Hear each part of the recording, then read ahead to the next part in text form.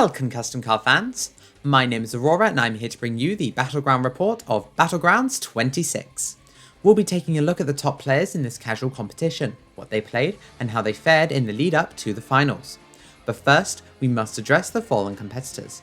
26 players entered Battlegrounds 26, quite fittingly, and the 22 who did not emerge in Top Cut were playing Conqueror, Paleo Eldritch, Magispector, Flamilla, Swordsor Metaphys, Suship, Sacred Crane, Go Ranger, Virtual World, Drowned Locker, Numeron, Ure, Angelutia, Aetherrealm, Zdewas, Runic, Naturia, Battlecats, Tokyo Terror, Final Countdown, and Recycle Beast. Before we get into the top 4, however, we must recognise those who only just lost out on the top cut. In 8th was a Pretzeled Snake, playing Virtual World.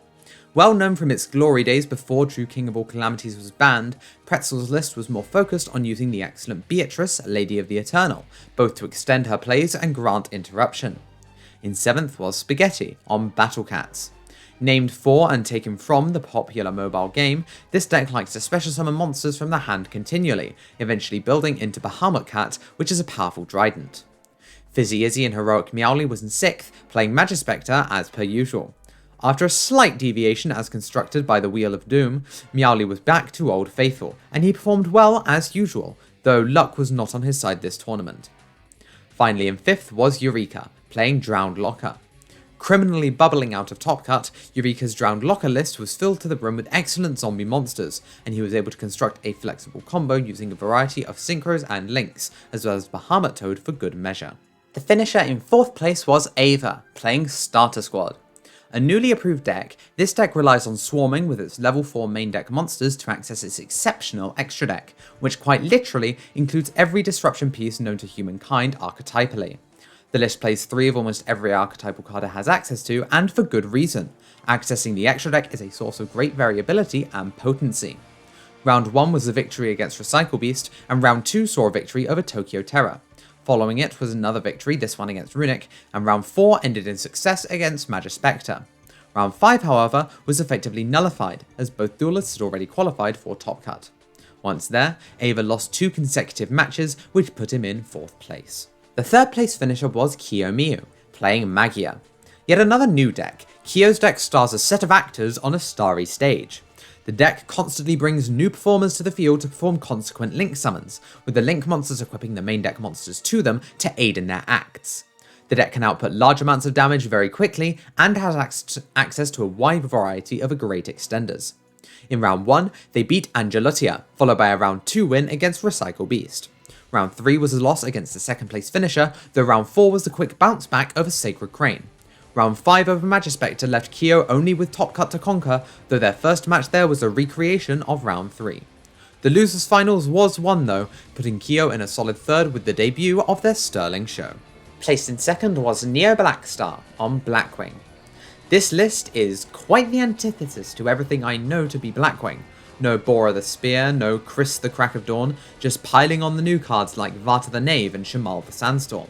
That's because, however, this list was focused on accessing the exceptionally powerful DDD Duo Dawn King Kali Yuga, which it does by using a single level 7 or higher dragon, such as Black Winged Dragon, in order to access Dark Armed the Dragon of Annihilation, and the customary Y-Strix to find the rank up.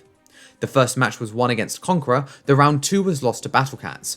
Rounds 3, 4 and 5 were all then won subsequently against Magia, Virtual World and Starter Squad, followed by the round 3 rematch against Magia, which was once again won. The finals, however, were lost, bringing MBS's self-admitted lucky streak to an end. In the words of a great man, Kaloot for game, motherfucker. Finishing in 1st place, however, was the return of the king himself, KHREYGOND, once again piloting Mortal Engines. Mortal Engine is a field spell focused strategy that relies on making Xyz plays to advance its board state, though it also functions exceedingly well as a beatdown deck, as every field spell turns into a 2300 attacker.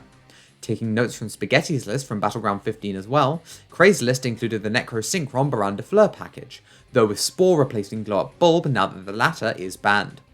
Despite losing the first game to Magispector, Kray managed to power through the rest of the tournament, flattening anyone else in his way after a nulled round 2.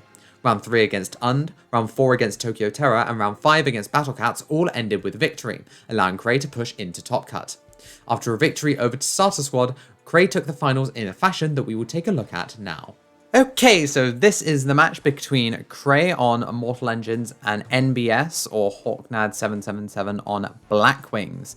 This should be quite an interesting duel. I personally really like it and will enjoy narrating this duel, I believe. Unlike, you know, tier mirrors.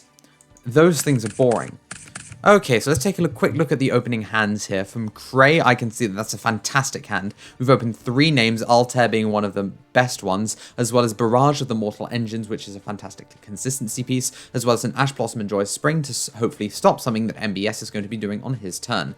In return, MBS has Blackwing Simoom the Poison Wind, which is probably just the best card in the deck, as well as 2 copies of Shamal the Sandstorm, which I suppose isn't the greatest. But it can place a Black Feather Whirlwind in the Spell and Trap zone, which should go well with our Simoom the Poison Wind. We also have a copy of Small World, which will hopefully be able to turn this Shamal the Sandstorm, the extra one, into actually something useful, as well as an Infinite Impermanence to stop this Acronos from going through on turn 1. Let's take a look-see here. We're going to start off by activating Geardry and sending it to the graveyard to activate Nazara. We'll then go the effect in the graveyard of the Geardry in order to special summon it from the graveyard. Interestingly enough here, we kind of want... Oh, actually, yeah, Nazara really messes up Imperm here because Nazara means that Mortal Engine monsters can't be targeted by card effects. We are going to activate the Altair and then activate the effect of the Nazara summoning itself. Then we're going to overlay the 2 of them into an Acronos. We'll then trigger the Acronos to search, and we actually can't Imperm this because it has the Nazara as material, which means the Acronos cannot be targeted by card effects. Excellent technical play there. We'll go then the effect of the Altair, which will allow us to special summon the Geardry back from the graveyard as a monster summoned by its own effect. Then we'll send the Altair to the graveyard to activate the Frigosta, which was a search. And then we'll activate the effect of the Altair to special summon itself as a monster. And then we'll overlay those 2 to summon a Galaxy Photon Lord. We'll then activate the effect of the Frigosta on the field to add a Mortal Engine Sigdra from the deck to the hand. Then send to the graveyard the Frigosta to activate the Sigdra, which will allow us to activate the effects of the Acronos as quick effects. We'll then trigger the effect of the Frigosta in the graveyard to special summon itself from the graveyard. And then we'll activate the effect of the Barrage of the Mortal Engines, destroying the Sigdra, and then drawing 2 cards, which is an Alma and an Unlucky Spore. We'll then activate the effect of the Sigdra when sent to the graveyard, summoning itself, and then we're going to think for a second before overlaying the 2 into a Nikai, Herald of Devastation, and then trigger the effect of the Nikai, Herald of Devastation, in order to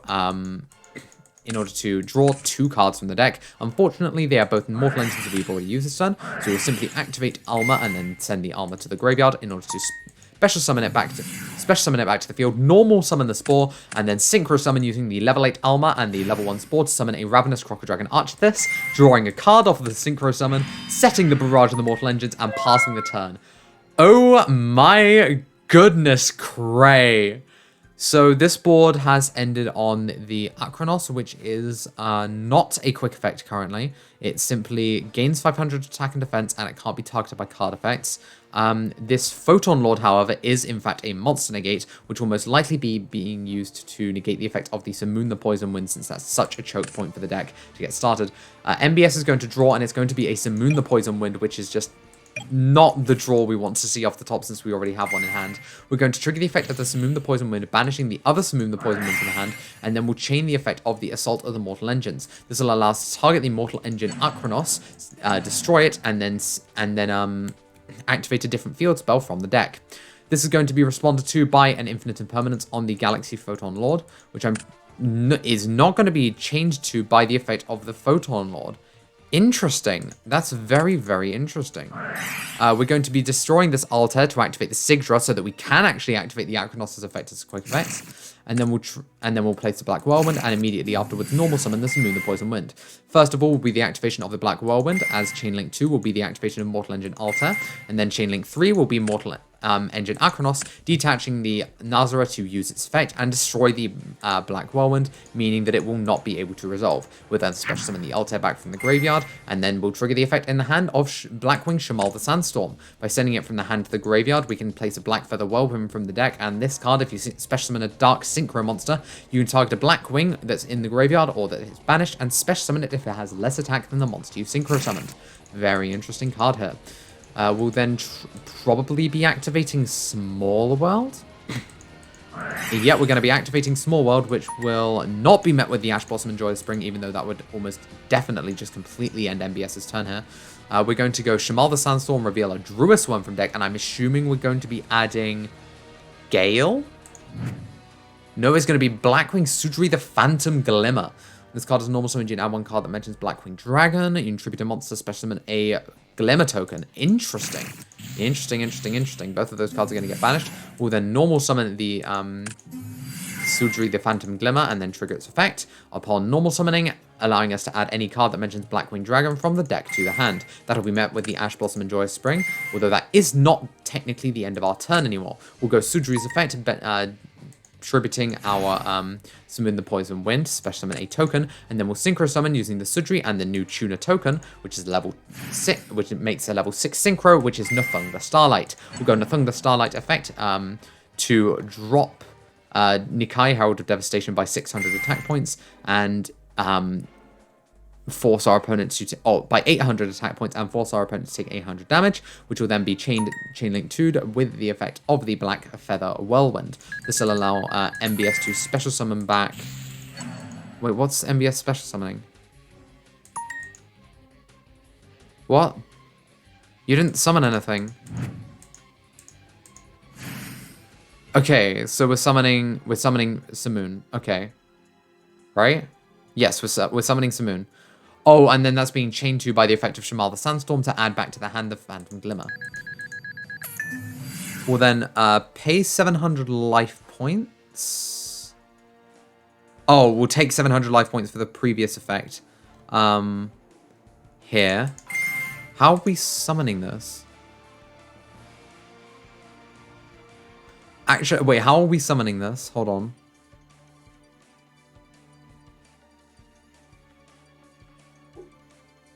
Do we get an extra normal summon that I'm just not aware of? No, I know that... oh, yes, of course we are, because no Thun gives you an extra normal summon. Okay, I'm a dense idiot. We'll then go the effect of Sudri the Phantom Glimmer in order to add from the deck to the hand the Vata Emblem of Wandering. This is no longer Vata the Knave. I'm not recording that I'm not re-recording that section. This is Vata the Knave. This is literally Kaiba, but a bird. We'll then special summon the Vata Emblem of Wandering and Synchro Summon using it and the Sudri in order to summon another 6, Berea Storm the Wicked Wind. I guess this is our Bora now. We'll then go Berea Storm the Wicked Wind, sending a Blackwing from the deck to the graveyard, and we're going to be sending the, obviously, the Zephyros the Elite, bouncing to the hand the Black Feather Whirlwind in order to special summon it from the graveyard and take 400 damage. And then we'll activate the Black Feather Whirlwind once again, and that's a Synchro Summon of a level 12 Synchro monster, which is... Can I not count? Oh, this card's level becomes the same as that monster's. Okay, we're going to be Synchro Summoning a level 10 monster, which is going to be the Full Armor Master, unaffected by our opponent's card effects. We'll then trigger the effect of Black Feather Whirlwind, which is in fact a soft once per turn effect, in order to special summon from the graveyard a Vata the Knave. We'll then, I'll assume trigger the Vata the Knave. We're not using Vata's effect. Why not? We'll Synchro Summon a Black Winged Dragon, and then we'll banish from the graveyard the... Why is this being banished from the graveyard? I actually don't know why is this being banished from the graveyard. I'm sure I'll find out in a minute. We're banishing both of these. Ah, it's for Black Winged Assault Dragon, which can be special summoned by banishing a... one Tuna Synchro monster and a Blackwing Dragon from the face-up field or graveyard. This will gain a bunch of Black Feather counters whenever monster effects resolve, and during the opponent's turn it contributes itself with 4 Black Feather counters on it in order to destroy all cards they control. We'll then go into the battle phase, and we'll swing over the Nikai, Herald of Devastation, currently on 2,000 attack points, for 3,000 damage, or with a 3,000 attack point, a Blackwing Full Armor Master. Cray, it was losing 800.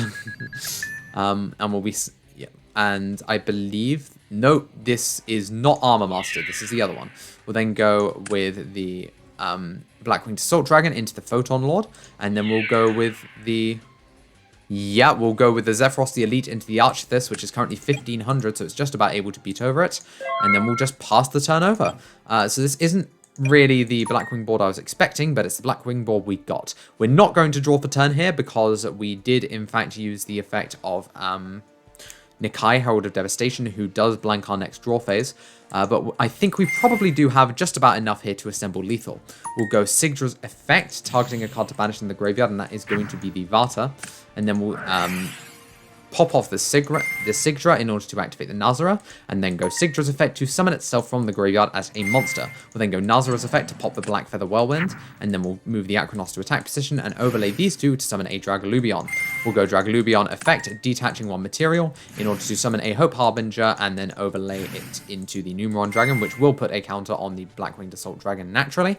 And then we'll activate the second effect. We'll activate this second effect, which will put another counter on the Blackwinged Assault Dragon, which unfortunately will not be enough because we are going to go Numeron Dragon effect, and this will just beat over the Zephyros the Elite for well over lethal. What a game one, honestly. There was some serious back and forth there. KHREY built an incredible board, MBS broke that board exceptionally well, but KHREY had just enough resources to come back with a Dragalubion play to beat over with a Numeron Dragon. What a game, honestly. This is just enjoyable to watch. I'm continuing to throw shade at the Ishizu tier mirror. Well, game two, and this time Blackwings are going to be going first. However, again, it's a double Shamal hand. I mean, MBS made it work last time, but facing off against Ash, Droll, Imperm is going to be a tall order for pretty much any deck. We're going to start off by activating Small World, which is going to get okay through, but I have a feeling I know exactly why. We're going to go Shamal, then Magnamut, and add from the deck to the hand the Sudri the Phantom Glimmer. And after that, we will trigger the effect of the Droll and Lockbird. No, that's just not what we want to see as a Blackwing player, especially not when we're a game down. We're going to activate the effect of a Shooter in hand, since we control no effect monsters, we can special summon it from the hand, and then trigger the effect of the Shamal the Sandstorm by sending it to the graveyard. We can activate a Black Feather Whirlwind from the deck. We'll then normal summon this Sudri the Phantom Glimmer, destroying the Shooter in order to summon a token, but unfortunately that will be met with the Infinite Impermanence. KHREY will draw a card, and that's another Mortal Engine name to go along with this Expeditioning. If you've never seen Expeditioning before, oh boy, get ready for this card. Expeditioning will trigger, and we will roll 2 dice. And then whichever dice is higher, we will get to excavate cards off of the top of our deck, and then depending on the number of field spells present within those cards, we will get to activate a certain effect. We have rolled the maximum number of 6. KHREY, how are you this lucky? There's 1 field spell, and there's 2 field spells, which means both of those will be added to our hand. Frijosta and... oh my goodness. Yeah, I understand. I completely understand. Oh, MBS, that was so unlucky for you. Congratulations to the 4 top cut duelists, and congratulations further to everyone who participated. These tournaments aren't possible without you, so it's wonderful to see so many people taking part. If you want to be a part of the next EXU Battleground, make sure you check out the Discord link in the description. As always, be sure to like the video if you enjoyed and tell us what you thought down in the comments. Subscribe if you want to see more custom card content, and click the bell icon if you want to be notified every time we upload. That's all from me for this Battleground report. Report closed.